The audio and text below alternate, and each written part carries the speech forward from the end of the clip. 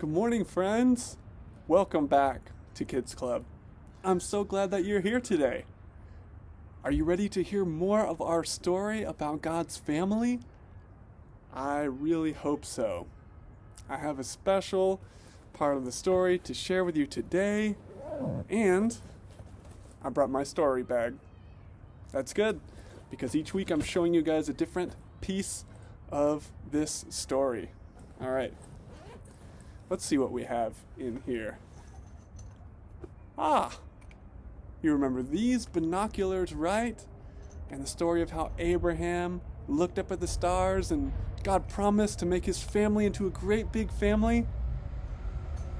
I bet you remember that. Oh, look, we still have our baby bottle. Remember how baby Isaac was the first baby born in God's new family, and how Abraham and Sarah were so happy to see their family begin growing?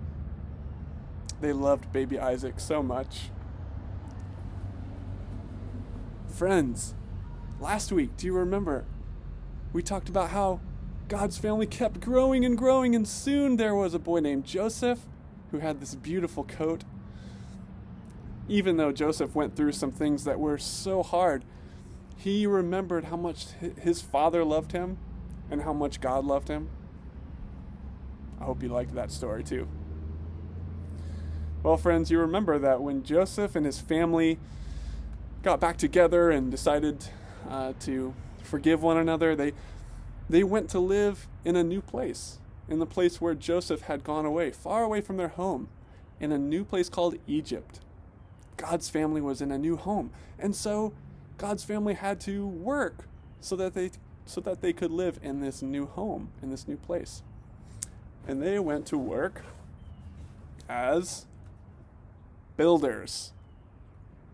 You know what this is. This is a building tool called a hammer.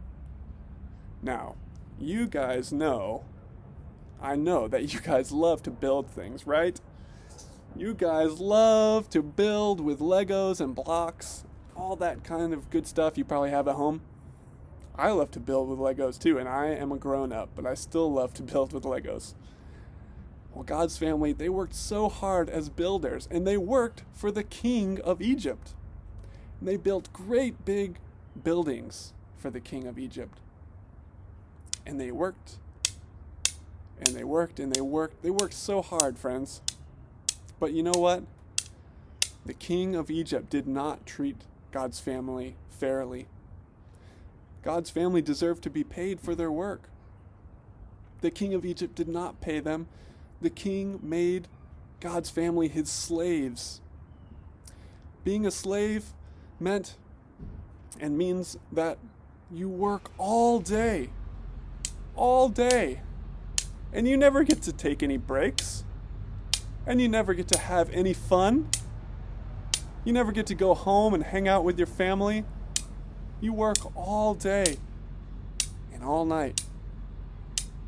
God's family worked and worked and worked as the king's slaves.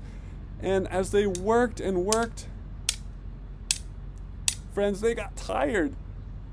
And they said to the king, "King, we are so tired. Can we please have a break from our work?" You know what the king said, friends? He said, "No, keep working." So God's family, they kept working and building. And it was so hot out there in the sun in Egypt. It gets so hot. Kind of like the desert.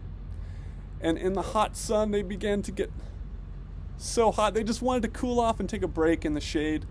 And so they asked the king, they said, "King, can we please take a break in the shade? It's so hot out here." Do you know what the king said? The king said, "No, keep working." They kept working, friends. God's family, they were so tired, they were so hot, and they began to get thirsty. You know how it is, how you can get thirsty on a hot day when you're working or playing hard outside. And so they said to the king, King, it's so hot out here. We are getting thirsty. Can we please take a break and go get some water? What do you think the king said, friends? That's right. He said, no, keep working. This king was not treating God's family very fairly, friends. He was not treating them well at all. And God's family began to get so tired and so discouraged. And finally, they just couldn't go on anymore. They had asked the king for help. And each time the king would not listen to them, would not help them.